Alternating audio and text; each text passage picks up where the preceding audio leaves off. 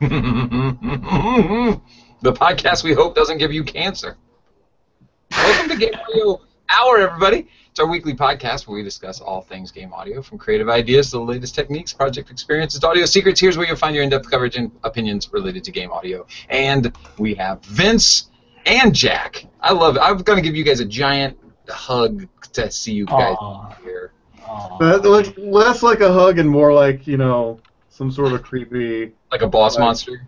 Well, like Nosferatu from like the 1920s film. Oh, man. Did you ever? Oh man, come on. Why'd you make me the ugly vampire? Why couldn't it be like a Toreador or something? Do you guys know that? Let's not get into Vampire the Masquerade, Kyle Johnson. We're not doing that There's on some this podcast. No.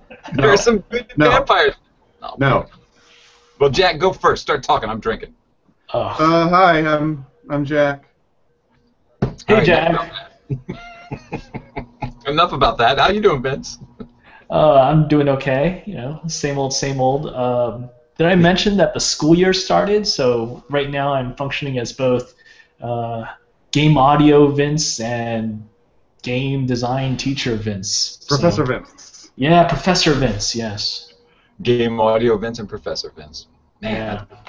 I'm glad you're doing it. Lots of people out there learning some good stuff from you.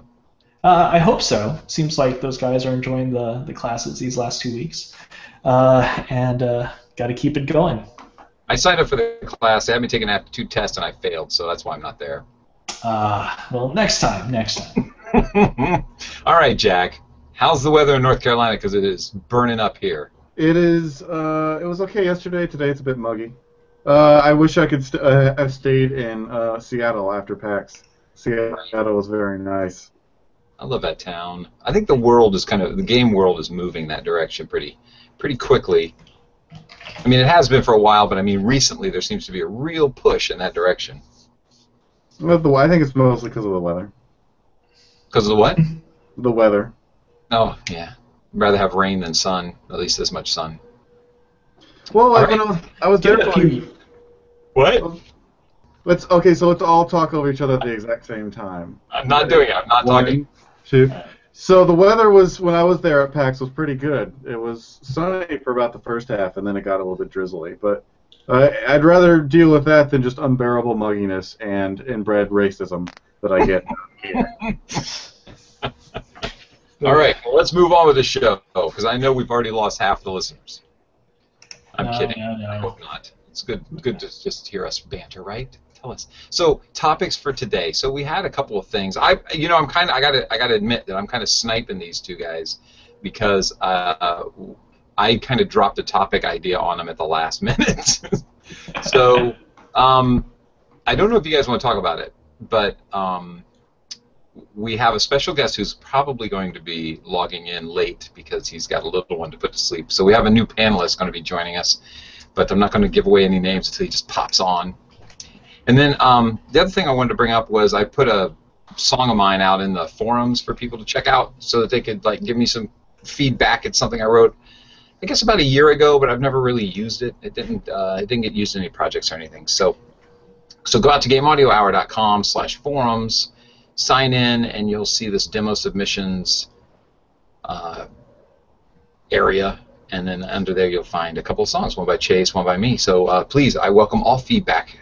Let me know what you think. And we've actually got it queued up to play on the show here today so that people can talk about it as well. So we'll do that as one thing. But another thing I wanted to talk about just briefly, because it's more to entertain me, but I think it'd be kind of interesting, is how much equipment what's the max equipment you've used on a score when you've worked on a game score? Because I just saw the list of equipment by Aphex Twins for his upcoming new album, and it's this circular kind of graph of all of the equipment. There's got to be like 150 pieces of equipment that were used on that album, and then he's got dots that represent the songs it was used on. So it's kind of like shaped like the sun with the rays coming off because of all the different length of names of the equipment. Are you guys looking at that? I'm going to share the link in the chat room as well. I am. It's a little ridiculous. Isn't it a little ridiculous? Why do you need all that just to do a record? Well, if you are Richard D. James, then you can do whatever you want, I guess. I mean, when was the last time? When was the last previous album? How long ago did that come out? Oh my god. I really don't know because the only album I have by the Aphex Twins, other than this one, because it sounds pretty good what I've heard of this, is that one where he had all his face on all the babies and everything. It was real creepy. Oh, that song. Oh, that music video was so. Yeah. Uh, So I don't know if you guys listened to that, but this link. was that the "Come to Daddy" music video? Yeah. Yeah, that was it. Yeah. I am Well, typing yeah. to the Well, chat so- room right now. According to Wikipedia, like he has the one that is coming out this year in 2014, and the one previous was 2001. So he's had 13 years to tinker around with different gear. So Okay, I get a point. I get your point. So in 13 years, I would imagine anyone would be able to go through this much gear. And some things, I mean, keep in mind, like he's got a Sound Devices 722 on here, so that could just be, recording some samples, but that still counts as a piece of gear. Although you could record that in anything, including some of the other pieces of gear he has on here. Yeah, well, that's the point, right? I mean, how many game soundtracks use some sort of field recording equipment? So when you include all of those kind of things, your field recording equipment, your iPhone, your software, your computer, your maybe outboard EQ, I mean, does it get big when you start getting into the end of a project? Have you really used a bunch of stuff? Yeah. I mean, well, as the thing is, like, is he using is he using just gear, or is like he doing stuff in the box? Like, well, for us, we would have to list, obviously we'd have to list software. When I look at this thing, it looks like it's all hardware. Right, but so like for us, like the things the pieces of gear he has on here would serve some of the same functions as the multitude of plugins we use. And I've seen screenshots of some sound designers who have their screen filled with like 15 different windows, different sound VSTs that they were using just that day.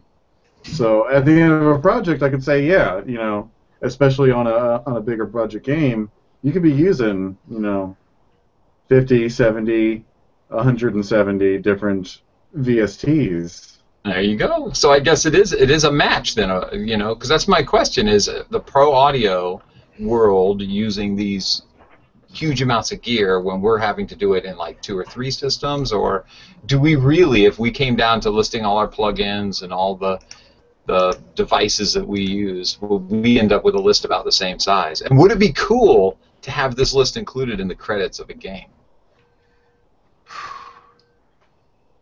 No. No, it would not be cool at all. No. No one cares about that.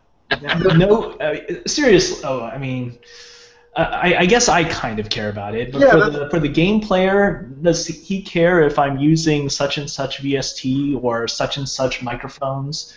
Does he care that I had access to an Avalon preamp for this one song, and maybe it's an awesome song, but I don't think he'll care about that.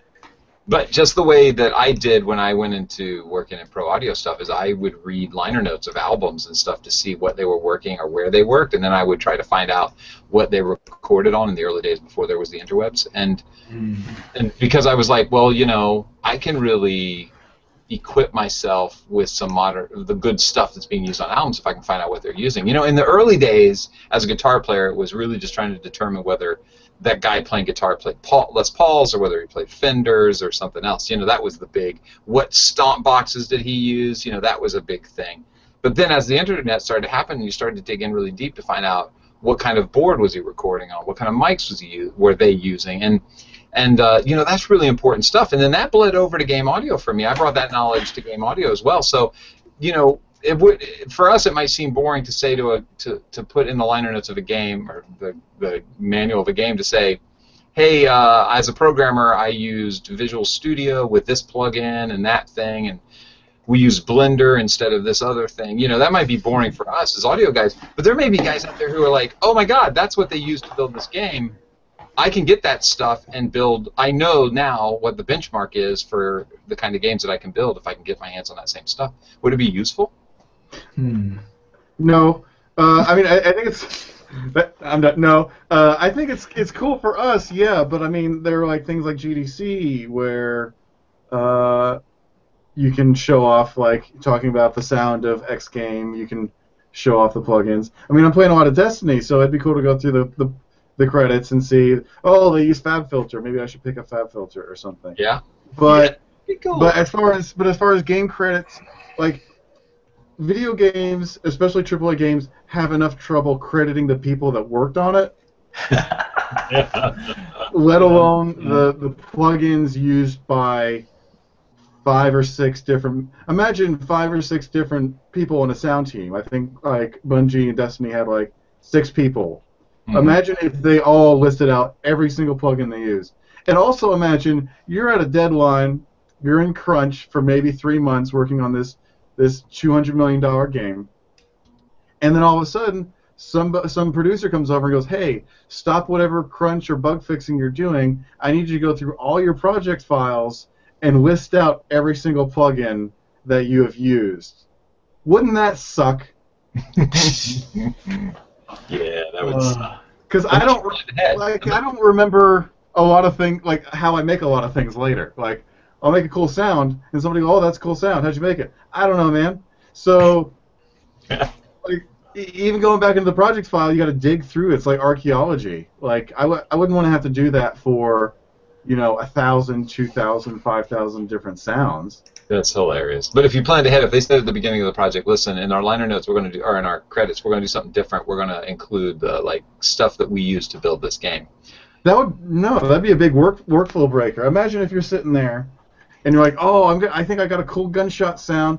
Let me throw like Decapitator on here. Oh shit, I better write down that I used Decapitator." Like, Yeah. if you're in the middle of a workflow, you don't be thinking, "Oh, I need to make sure to write down a thing for later." Yeah, that's a good point. That's a good point. Although albums are just as complicated to do, and they do it. So why do they do it and we don't do it? If their workflow's getting slowed down for the same reason. They're building something new. Oh, I got this awesome drum beat. I want to remember what it is I use. I can list it in my liner notes. I think coming from a game perspective as opposed to an audio perspective, when you're a game dude and you're a programmer, you use what you got in order to make what you want to make. And there's a robustness to all those tools compared to all the tools that, not necessarily now in the audio world, but certainly back then. That's why we think about, the sound of an SSL board versus, I don't know, something from Neve or Toft Audio or whatever. Yeah. Because it has that thing. This physical object does this thing. In the game world, you have, I don't know, the Unreal Engine. And the Unreal Engine is used for some crazy real-time strategy game or an equally crazy sort of pseudo-hand-drawn 2D fighting game. And, of course, lots of different first-person shooters. But there's this robustness to that tool. And I think that's the way it is with a lot of game tools. And that sort of thinking about the tools seeps into our understanding of how we use game audio tools. Okay, we got this thing, whether it be a VST or a VST instrument or some hardware, and if you're working with game guys, or at least for me, when I was working with game guys, I saw that these guys had their workflow, their process, and they're making what they need to make. I see the stuff that I've got. I need to make this stuff make what I need to make. Yeah. So I think that's part of the thinking that goes into that. Yeah, I can see why we don't do it, but I just wanted to be the devil's advocate and say, would it be cool if we did? Well, so imagine, like, how am I the only one that really hates, like, Yep. when you're loading up a game and then it's like, okay, you're using Havoc, okay, you're using Speed Tree. Speed Tree, that's a one job tool, yeah. Yeah, I really don't care that you're using a big video codec. You know what those are for, don't you? That's just to warm up your thumbs so that you can get ready for the playing of the game. Those are just warm-up screens. It's like an extra, like calisthenics before you start playing baseball. Actually, I think at least in the PS3 era, like Sony required like the loading screen to be a certain amount of time, and so that's. But then I think there's also the contracts for those different products, and Wise and Fmod have them too, where they have to be up front. But like, I just want to play the game, and especially it's like, in the PS3 era, it's like, okay, I'm going to play this game. Sit down. Oh, I just bought it, so it's got to have a 1.01 update. 30 minutes later, okay, time to play. And then you got to go through the long intro. That's like, I think I timed one. It was like 4 minutes from like starting the game, not even counting in updates, from 4 minutes from starting the game to actually moving around because of unskippable loading, unskippable level loading, menus. Like, so imagine if, obviously they're not going to throw like VSTs at the beginning like that, but it's just another piece of crap that another, like a normal user does not care about. It's really cool to us. I really, like, if those existed, if like lists of plugins existed, that'd be cool. But, you know, there's also resources like podcasts, GDC, weblogs like a sound effect and designing sound where we can go, hey man, what you use on that? Oh, I use this. Okay, we don't have to put that in the credits. Nice. Well, you guys should have a section in on designing sound that says, here's the game, here's what they use. That would be cool, a resource like that. But here's what I'm going to give to the indie community. I'm going to say, you want to make a lot of money to get your game out, right? You want it to be noticed by a lot of people, and you want to get paid a lot of money to put your game out. Here's what you got to do. You have to list all the equipment from all of the manufacturers so that they'll sponsor you some money. You say to them, hey, listen, I'm going to put Native Instruments one thing at a time, not the whole like complete bundle. Just say, you know, Contact 4. I'm going to put this library by, you know, Friedhoffler or whatever. And then you chart, and then you say, okay, guys, for me to look how cool this credits look. We're going to put this out. It's going to go to millions of people, and they're going to hear about your stuff. So give us some money so that we can do that, and then it'll help us with our development costs. And this is at the point where you guys tell me I'm crazy for that idea. But 10 years from now, people are going to sponsor games as long as they get mentioned. I mean, they're doing it in-game right now. You could have a billboard that says Nike, and Nike says, okay, I'll give you some money if you put Nike inside that billboard, as long as the game, you know, it's a kind of game developer that obviously puts out games that a lot of people see. Anyway, I'm just saying you could make some money. Maybe. Somehow, let's see, I know that, I have a feeling Waves did not pay Microsoft for them using Waves in Halo 3, but they didn't advertise exactly. Yeah, I don't remember when they actually said it. Did they just mention it in presentations afterwards, or was it even in the crawl at the end of the game? I don't remember seeing it there. I'm reading the chat room. I'm just going to laugh. So, okay, so enough about that. Let's move on. Our special guest is still getting ready to jump in here. So, hey guys, do you want to listen to some music? Yeah, music's okay. Yeah, let's do it. All right, shall I do it?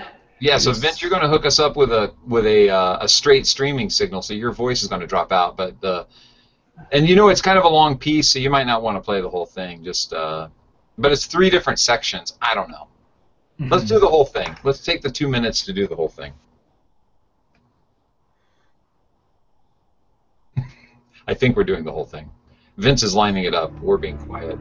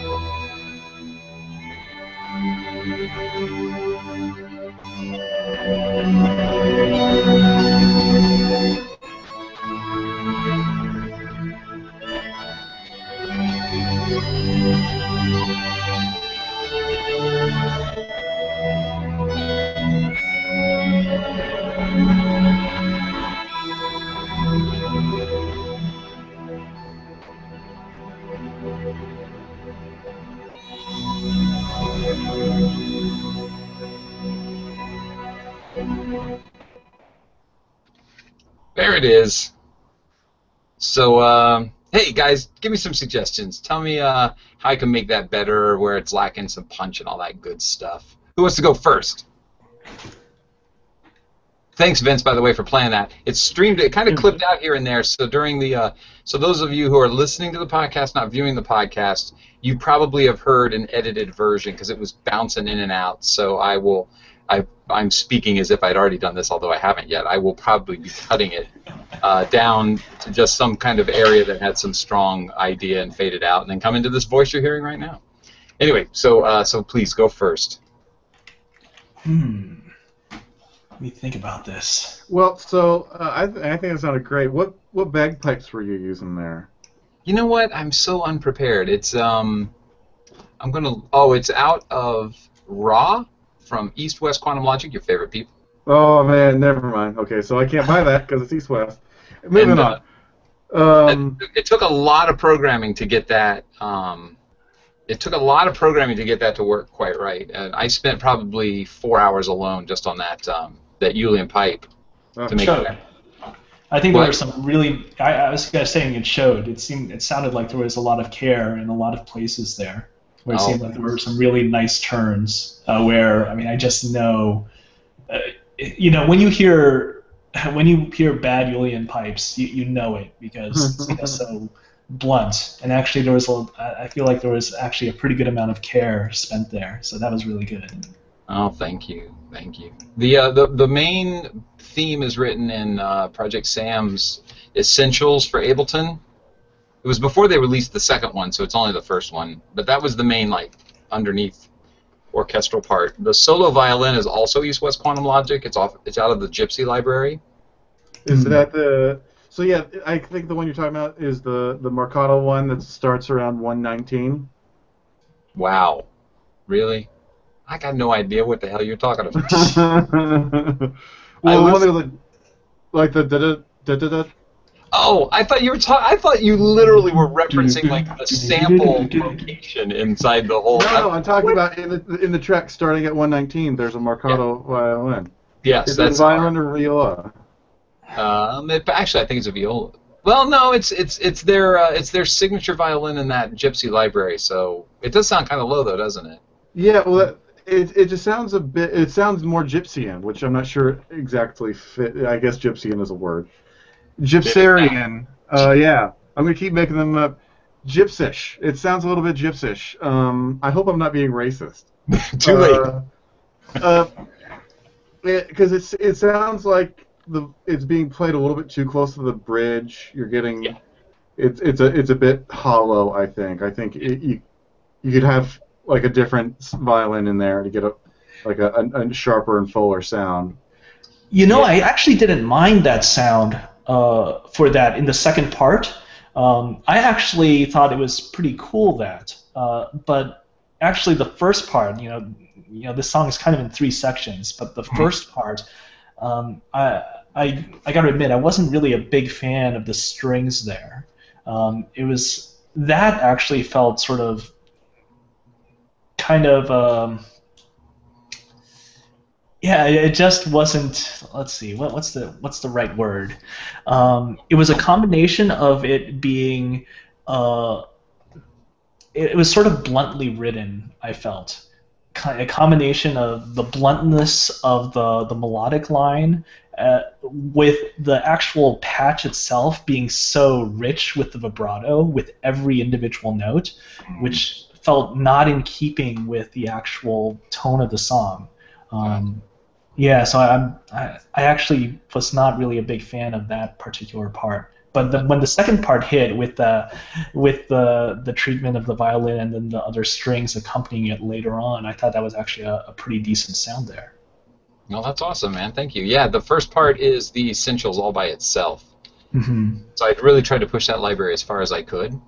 And I will admit that the second half is libraries that I'm used to using, and then the third is just using live instrumentation, a live vocalist, and then using the Uilleann pipe. So it kind of, the way the song grows is like I used a library I was unfamiliar with, then some I was more familiar with, and then some live stuff that I'm really familiar with. So it might show that way. But that's very interesting what you said about the beginning, because the whole opening cue was, the idea was to have it to be romantic, and so I tried to avoid using any kind of like call to arms kind of instruments, like that violin for the middle part specifically as a call to arms. The drums start going crazy. Right. So that's a really good point, and I like what Jack is saying about that violin, though, because it does really have a specific sound to it, and it does kind of maybe pull you out of the whole piece, because it's so specific in its sound that maybe I should replace that with a different solo violin, lead violin. That's a good point. What did you guys think of the singing? How did you feel about the incorporation of a live vocalist? I thought that was great. When I first heard it, I thought, is that a live vocal? And then, yeah, I liked it. I thought it was really nice. I thought it sat in the mix pretty nicely, at least on my end. Although I wonder about maybe pushing it a little bit more, just because it was pretty nice. Yeah, I'd agree. I think it could be a bit higher in the mix. Yeah. Okay, that's a good point. Yeah. I wanted to introduce the Uilleann pipes as kind of a surprise, because it's supposed to be. I don't know if you read the story that goes along with it, but so there's that game. What's it called? It was a Kickstarter game Banner Saga. Yeah, Banner Saga, and they had this picture come out, and it was gorgeous. And I thought, oh my God, I'm really inspired to write some music for this. And some weird dude named Austin Wintory got the contract. I don't know what's going on there, but anyway, so I sent this to them and said, hey, I was really inspired. Hopefully you like it, and they said it's really awesome, but we've already got that nailed down. So it's like, well, all right, well, we gave it a shot. That's the way I do it. And so there it is, and it was just such a beautiful painting that I really was inspired, and I started thinking, what does that represent to me? And I see these like warriors coming down the hill with this giant red banner flying behind them or across them, and they can see a castle off in the distance. And I thought, they're returning from battle. But then, I didn't want to create a one-dimensional piece. I wanted to create multiple pieces, mostly because I wanted to show my range to this as a demo. And so I had to create a story around that. So I don't know if that's helpful to people who are doing demo stuff, is to kind of try to create one piece. I try to create a piece of music that shows a bunch of stuff, but is sewn together so it makes a story, rather than just being starkly different things. So some people in the chat room are asking about the mix, so I have a rack in Ableton that I use all the time, which is made up of specific Ableton. What do they call them, Jack? The little Ableton plugins that you put at the bottom. What do they call those things? Plugins, presets. No. Groups. Devices. So it's it's a chain, it's a group of Ableton devices that I set, that I like, and that I also set presets for that are kind of specific to my the way I like to master things and mix things down. So I will save that group as something that the Ableton users can install, and they can have access to it too. I think it's all Ableton devices. To tell you the truth, Ozone 4 might be in there, because I used to use Ozone 4 a lot, and I haven't looked at this thing. I literally click, drag, drop, and then go on with my business. I only touch it if the mix sounds like it's incorrect. So I've been using the same set of devices for quite a while. So you use Ozone 4 for each of the different devices? No, just one. I put it on the master track. I should explain. And I have one instance of Ozone 4 in there. I think I might have taken that out. Ozone 4 is something I used to use. I don't really mess with the changes now because I've kind of refined those settings to the point where they seem to work every time I put out. You know, if I decide I want to put out an electronica thing, I obviously will use a different mastering chain. But for orchestral stuff, I use this mastering chain. So I'll package it up and put it on the website for download. So guys, give me some more stuff. Oh, I got it. Well, actually, going on that whole the way you package the song, I do wonder if the elision between the sections could be a little bit smoother. I mean, it seemed like I actually wonder if you're delivering this for a game as a sort of demo. Maybe have each of those sections be extrapolated out into something that's a little bit more game usable. Because right now it's about 1 minute each section, right? Which is a little light for this type of game, where you'd probably want it each of these things to be more along the lines of 2.5, 3 minute long loops. So this was the one song that you gave to the guys? Yeah, just this. It was an introduction and to say, hey, if you're looking for a composer, if you need some audio work. Yeah, so I guess it's definitely not designed to be in a game, and that's a good point. You know, don't listen to this and think that this is the way you should. You know, but it's because it was designed to just kind of show what what I hear when I look at their art and what I could bring to the project. Okay. Oh, yes, Matt asked a great question. Go ahead, Vince. After you're done, I got a question. Oh yeah, thinking about those three sections. You mentioned that with that third section, you were most comfortable with that stuff, and it seems kind of interesting that you wouldn't put that up front for a track, which is not exactly a demo track, but ostensibly your demo for them. So. Yeah, you make a good point. You know, like if you want people to really pick up on it and do because some people aren't going to listen to it for a second, so you want your best stuff up front. Especially with that vocal, I thought when that comes in and then with the pipes, it's actually really good. And I think it would have been a really nice start. It would have been a different piece, of course, if you start off with that section. But I think it would have been a really good way to start nonetheless. That's a good point. Start with your strengths. So write a story around that lets you put your strengths up front. Yeah, I didn't do that. I wrote the story. I could see this being a different story, like, you start with this, relative peacetime, and then it becomes rather harried, and now you're not sure what's going to be there. And if you want to know what's going to be there, hey, maybe you should hire this composer and find out what comes next. But I think it would have been a really good start with the vocalist and the pipes there. Thanks. Yeah. You know what else is interesting about that front part is it's a romantic piece, right? And so, Jack and I were talking about this the other day. Like, I did a demo for a comedy. It was the hardest thing I ever had to do in my life. Was happy, comedic, and I find romantic to be difficult too because my cheese meter goes off sometimes. Like I get those hairs to stand up. It's like I'm not that dramatic. So I mean, we're all dramatic, but I'm not that dramatic. I'm not like a sparkly vampire dramatic for romance. So that's particularly tough to write sometimes. Is to write romantic. Longing. Longing is easier actually because there's a tinge of darkness to longing, but just a nice romantic, Rachmaninoff piece is. Holy cow. That's tough. Dark, brooding, lots of drums. Specials are here. Sorry. Yeah, it is tough to do something that's just a pure romantic piece, and often I find I have to add something to it in order to escape it being, rather boring or blasé or whatever, or cheesy. I hope I'm not cheesy. Usually I'll just abandon ship as soon as I hear anything that comes out of my fingers that seems cheesy. Oh yeah, me too. Yeah. Me too. And I cannot do a segue on that on cheesy. No. Speaking of cheesy, it's Matt No. Piersall. So our special guest Ouch. is a ribbon. Hey Matt, what's up? Not much. Can you guys hear me okay? Yeah. You sound great. Okay, great. I'm using this Apogee USB mic that you can also use for iPad. I've heard that thing is actually really good.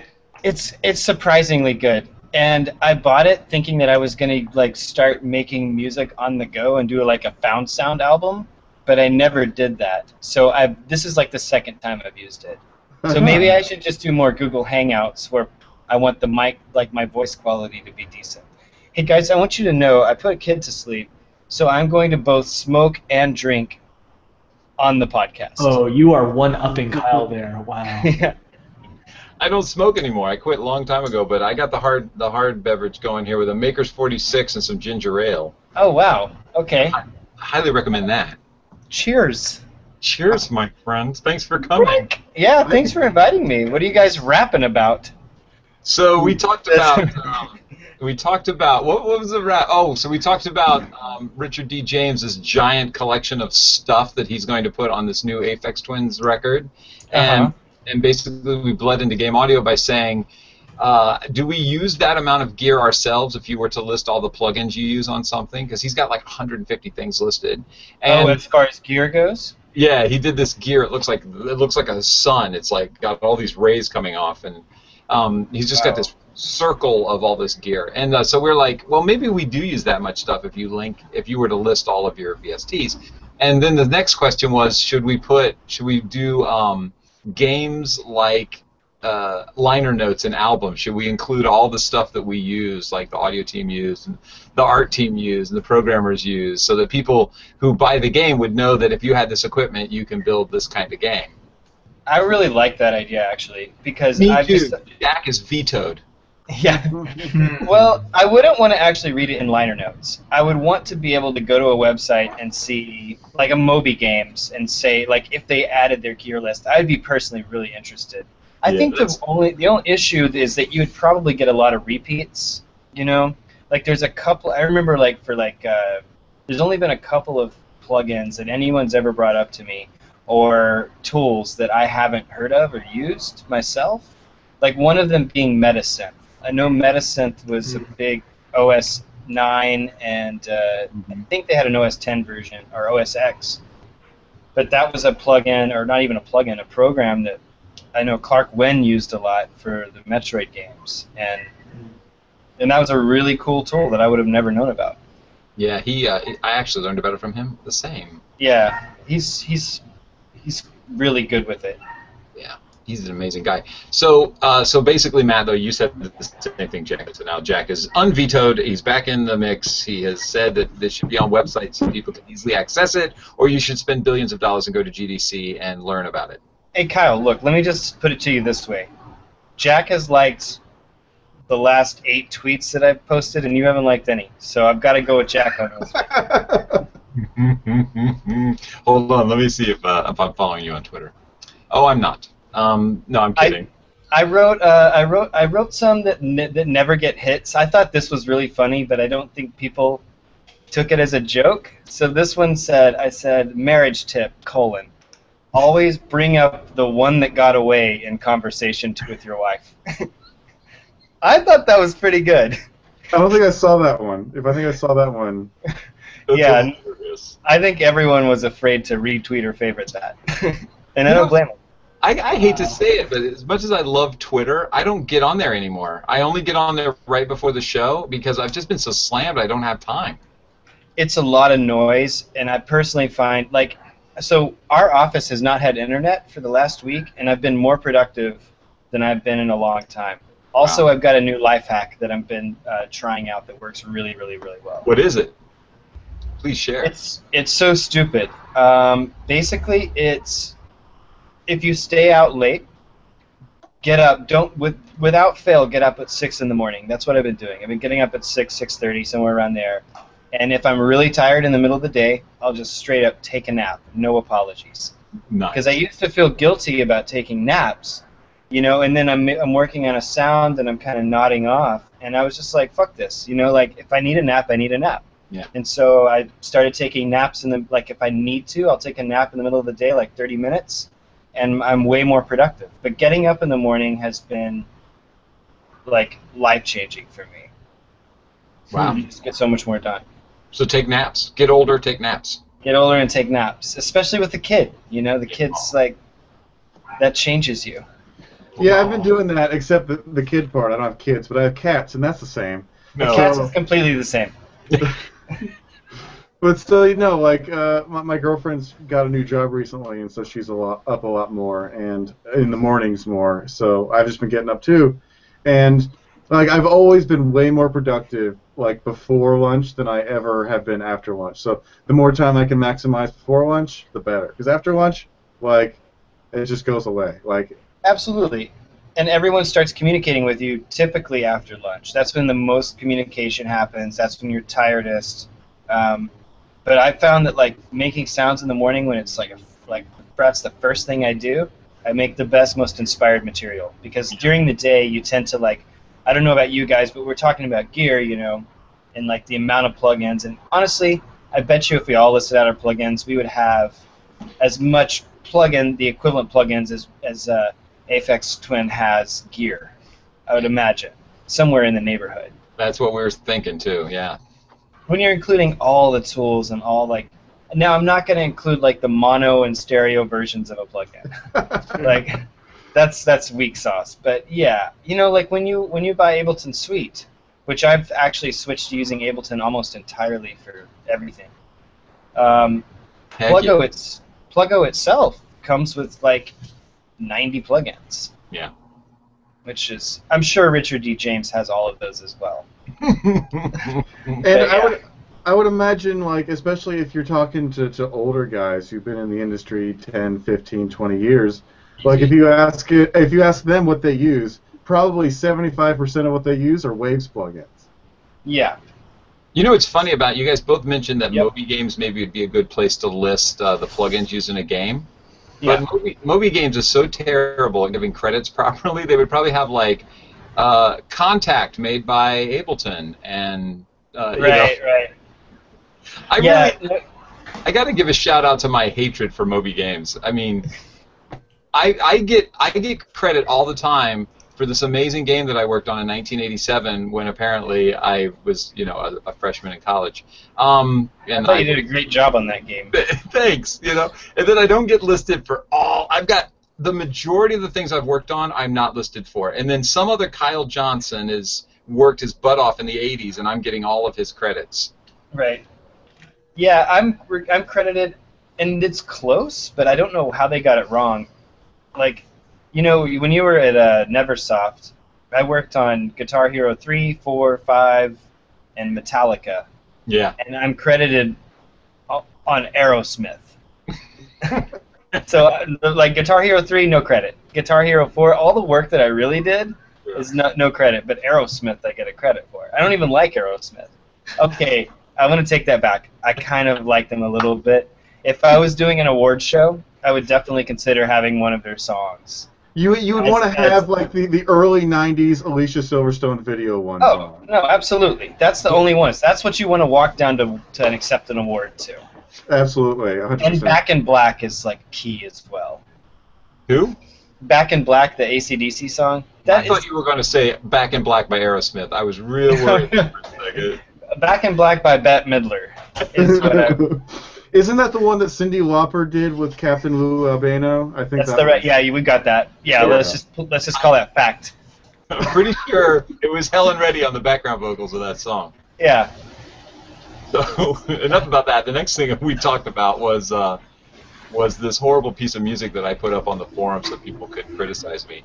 And I love it. No, so we've been trying to do these things. I get too shy about these. I apologize. So we've been doing these demo submissions, and Chase Bethia had put one in, and we loved it, and we got to talk about it. And then I thought, you know, I want to make sure that that I put something in too, because I don't want it to be a one-way conversation. So I put one up on our forum so that people could let me know improvements I could make to it and stuff like that. And I got a lot of great feedback in the chat room as well as from Jack and from Vince. Awesome. So from there, we were just going to say hi to our special awesomeness Matt Piersall for joining us and say, what's up, buddy? What are you doing these days? Oh gosh, guys, a lot of things. Let's see what I can talk about. All right, can I riff? Yeah. Okay. I'm As gonna riff. long as okay, no more riffs though. You can't actually say the word riff. Okay. Can I lay down some licks? Sorry, I think that's the weirdest word. All right. Can I spit you some job information? Yeah.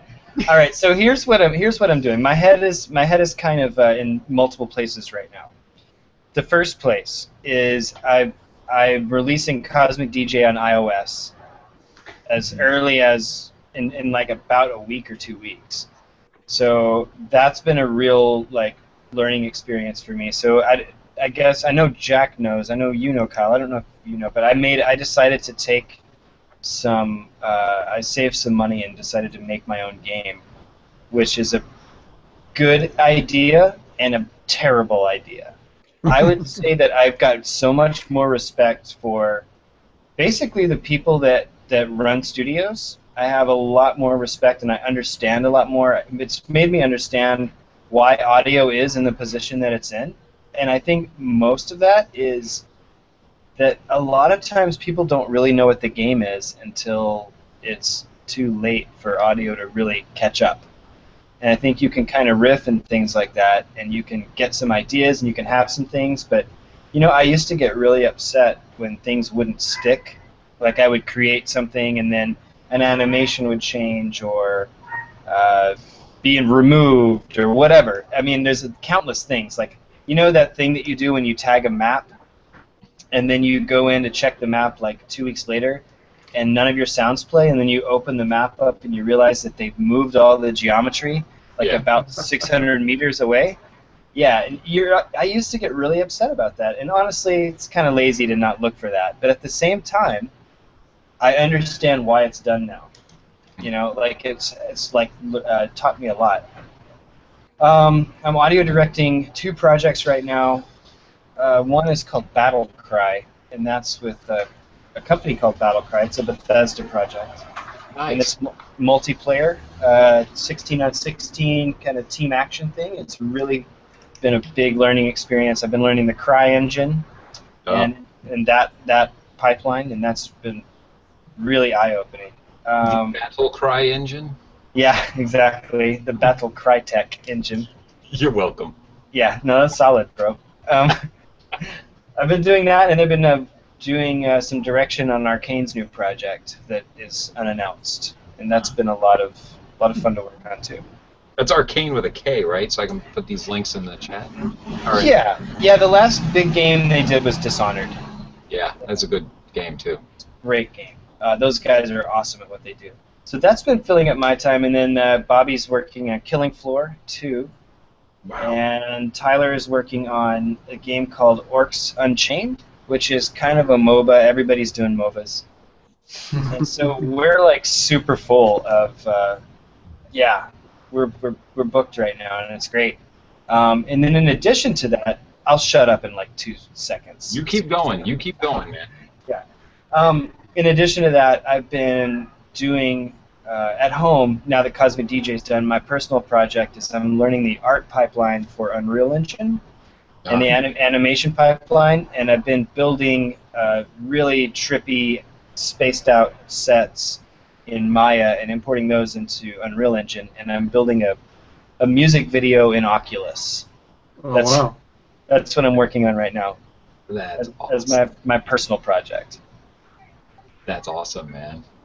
Yeah, and I'm also having a lot of unprotected anonymous sex, and I'm DJing, doing a monthly party. I've been DJing again. That's been super fun. Wow. I'm kidding about the unprotected anonymous sex. I know these girls. You mean... Well played. So, but I didn't know you stopped DJing. You stopped for a while? Too busy? Well, when I first started Gleek, I decided that when I started Gleek, you know, I still DJ'd and did like laptop music, And when I really got heavy into the games business, I decided that I needed to drop all other art forms because game audio was my art form. And then I kind of found I sort of got depressed a little bit because I felt that because of the nature of the collaboration, that you could never truly do exactly what you wanted to do on somebody else's project. And so it took me about 5 or 6 years to kind of realize that. And I just got tired of working on games a little bit. Not really tired of it, but I got tired of not being fully having real creative control. You know, because I found like a lot of choices that the producers or the directors of the projects would make would be something that maybe I thought could be. I always felt like games should sound like games, first and foremost. And I felt like a lot of the projects that I worked on earlier on were kind of the games should sound like movies and be respected like movies. But I feel they're two totally different art forms. The point that I'm trying to make is that I stressed myself out a lot because I made it my art. I made game audio everything. That was me. I was game audio. And once I started kind of DJing again and making my own weird art and levels and playing around with Cosmic DJ and stuff, once I had that as something that I could do whatever I want with, I felt like I handled my job a lot better, and I'm much happier because of that. Do you think, oddly, is there do you think that your game audio output got better when you relaxed because you were doing your own audio thing? Not that it's ever been bad. You always do fantastic work, but I'm just curious if it... Not always. That's not true. Anyway. Well, everything I've heard is good, so... But I'm just curious if you felt happier, did it make... I know your job got easier, but did the quality get better, higher? I think that the quality improved a lot, especially because when I was producing... I produce a lot of dance music that I'll DJ out when I play. And learning how to produce dance music, because dance music is really is deceptive. It seems very simple to create dance music. It's like, okay, you have a floor-on-the-floor kick, and then a little bass line, and then that's it. But there's so much that goes into making it like where your body will naturally want to move to it that it's really deceptively hard. But a lot of what makes dance music work really well is the production of it. And using a lot of dance music production techniques in game audio really helped me out, I think. It also helped me like explore plugins and methods and tools that I would have never used if I was just doing game audio. It just expanded my horizons a lot. I think my output, I got a lot faster at what I did. Because also there's sometimes that in game audio where like, you know, there's that desire in all of us as artists to say take like a simple breaker object and make it the best fucking breaker anyone's ever heard. And so you go and you record all this content and you really labor over this thing and you make a great breaker sound. But you have to look at what does it mean to the game? Not like the effort that went in. Like sometimes it's just about being effective to the player. It's not really about your own sort of creative masturbation. I'll use that term, you know, and I don't mean that in a like lewd or gross way. I mean that in like, I think it's easy to overthink small things. You have to look at the big meta picture of a game, and I feel like divorcing myself from just being a game audio guy made me have the ability to. It gave me the ability to really look at the meta picture a lot more than I was able to before when I was so in it. Yeah. Yeah. I hear you. Well, you know what? I learned early on from Ian that, you know, when I first started doing some stuff for him, I was trying to release my opus, you know. I was putting all this effort into it, and he was like, whoa, you know, slow your roll, buddy. Right. That was just making me late, you know, and he made the point that there's so many people are going to hear this and have opinions. You know, it's better to iterate quickly and then just implement those opinions they get voted on being the change, and then turn it around, go to the next thing. But yeah, he even said, and I'm sure I heard the same advice from you early on, because you guys helped me so much, to to just do your best work and get it out there, but don't count on it being like your opus, the one. Exactly. I mean, there are moments that you definitely need to take that are more of an opus, But you have to look at the medium.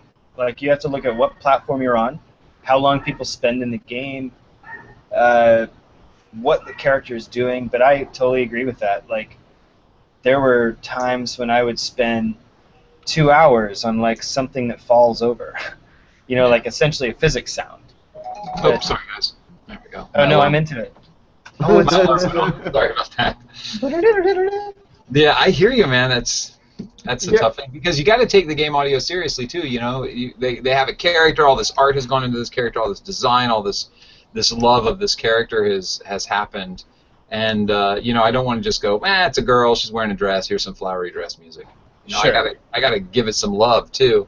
But if I go, oh my God, I'm really seeing the dress. I'm really feeling her heartache through the storyline.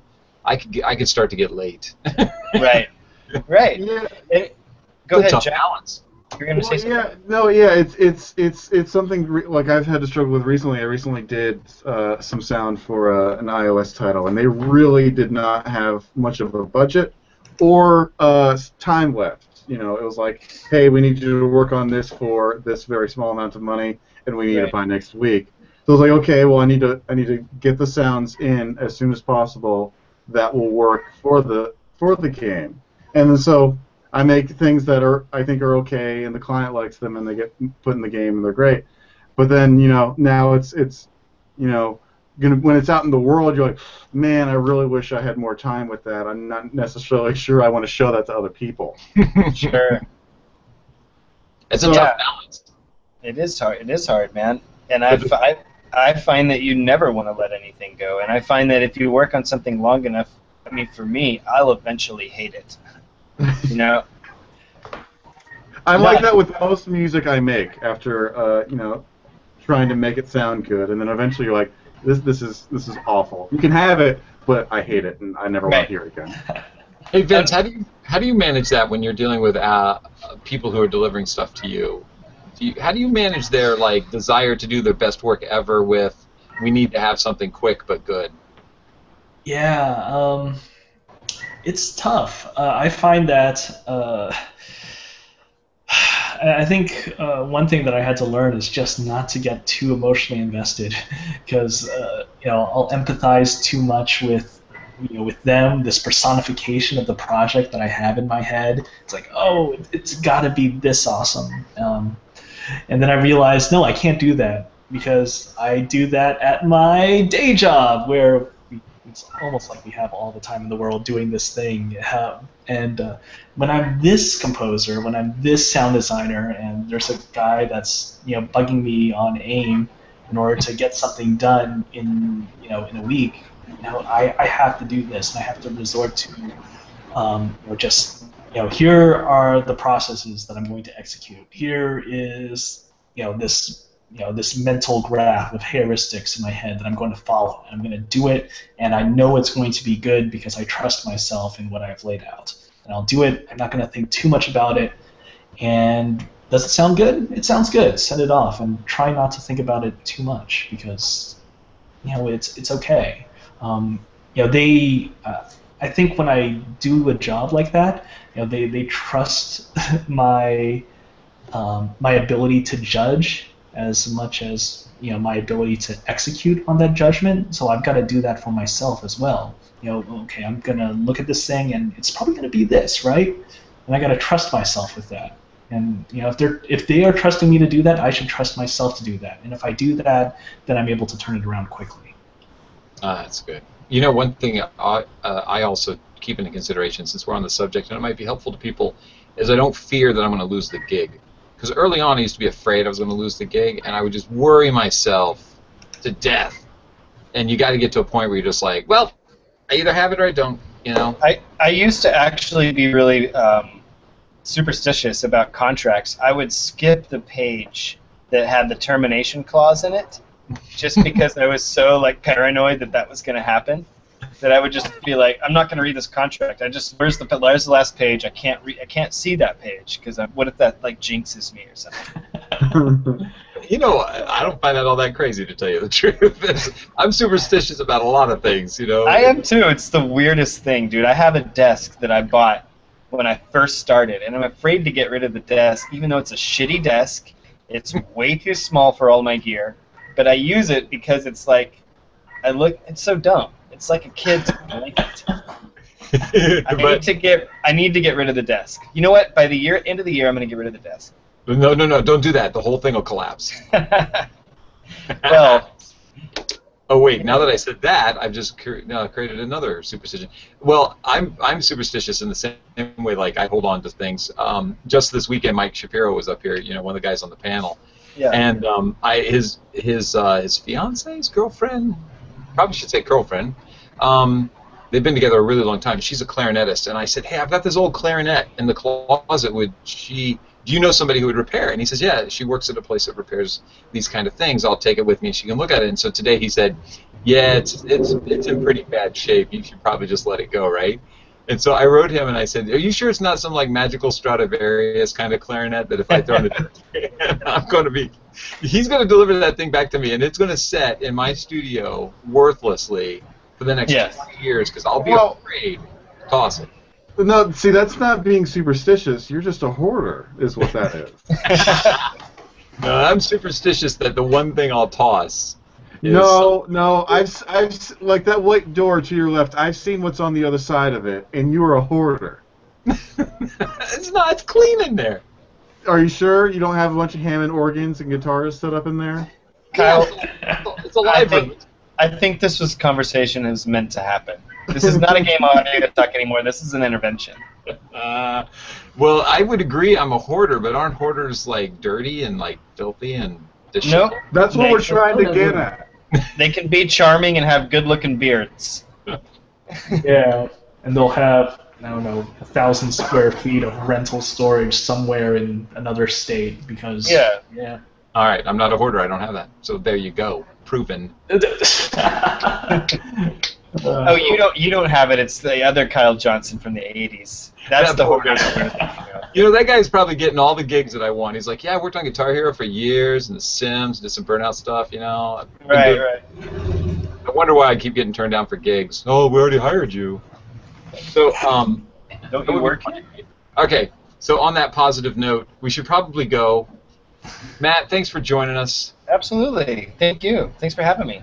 Oh, man, it's great to see you. Come back as a regular panelist just to go over stuff with us. I'd love to. Awesome. Well, Vince, I'm going to say goodbye to you. Yeah. Woo. And then I'm going to say goodbye to Jack. And Jack, I'm saving you to last because you have the tagline, right? What's our new ending tagline? I've already forgot. So before the pre-show, I was talking about my weird chord setup here, and Kyle said, "Well, I hope it doesn't give you cancer."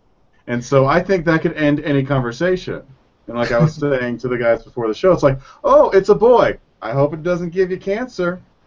It's like, oh, I just got this great deal on some sweet tea at the store. Well, hope it doesn't give you cancer. That's good. So on that note, Game Audio Hour, hope it doesn't give you cancer. We hope it doesn't give you cancer. Thanks, chatties, for joining in. Thanks, everybody, for checking out the tune, even though I get a little shy and weird about it, but I appreciate all the input. And I'll see you guys next week. All right. Bye, guys. Bye!